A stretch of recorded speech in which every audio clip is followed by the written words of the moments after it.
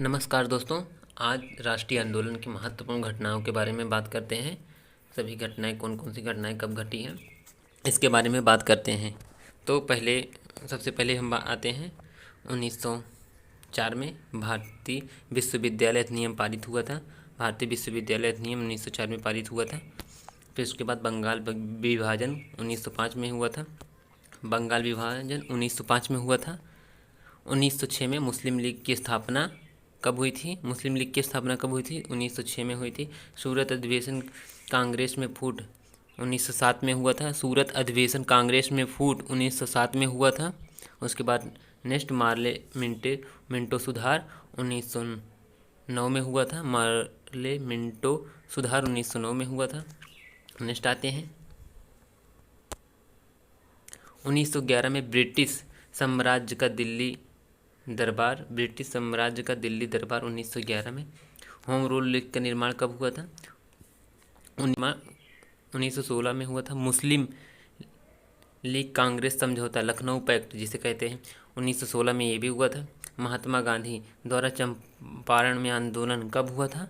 1917 में। कब हुआ था? 1917 में। 1919 में रौलेट अधिनियम आया था। रौलेट अधिनियम कब आया था? 1919 में आया था। 1919 में आया था रौलेट अधिनियम।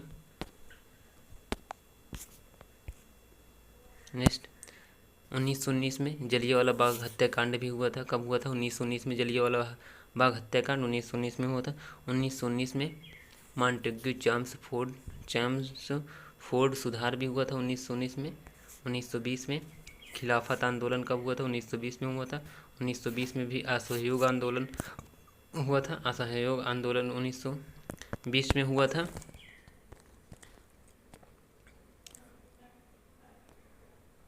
1922 में चौरी चौरा कांड भी 1922 में चौरी चौरा कांड हुआ था। और 1927 में साइमन कमीशन की नियुक्ति हुई थी। 1928 में साइमन कमीशन का भारत आगमन हुआ था। 1929 में भगत सिंह द्वारा केंद्रीय असेंबली पे बम फेंका गया था। केंद्रीय असेंबली पे बम कब फेंका गया था? 1929 में फेंका गया था। नेक्स्ट 1929 में कांग्रेस द्वारा पूर्ण स्वतंत्रता की मांग की गई थी। कांग्रेस द्वारा पूर्ण स्वतंत्रता की मांग कब की गई थी? तो 1929 में की गई थी। 1930 सिविल सविनय अवज्ञा आंदोलन कब? 1930 में सविनय अवज्ञा आंदोलन 1930 में। 1930 में इस प्रथम गोलमेज सम्मेलन भी 1930 में हुआ था। 1931 में द्वितीय गोलमेज सम्मेलन हुआ था। 1931 में द्वितीय गोलमेज सम्मेलन हुआ था। 1932 में तृतीय गोलमेज सम्मेलन हुआ था।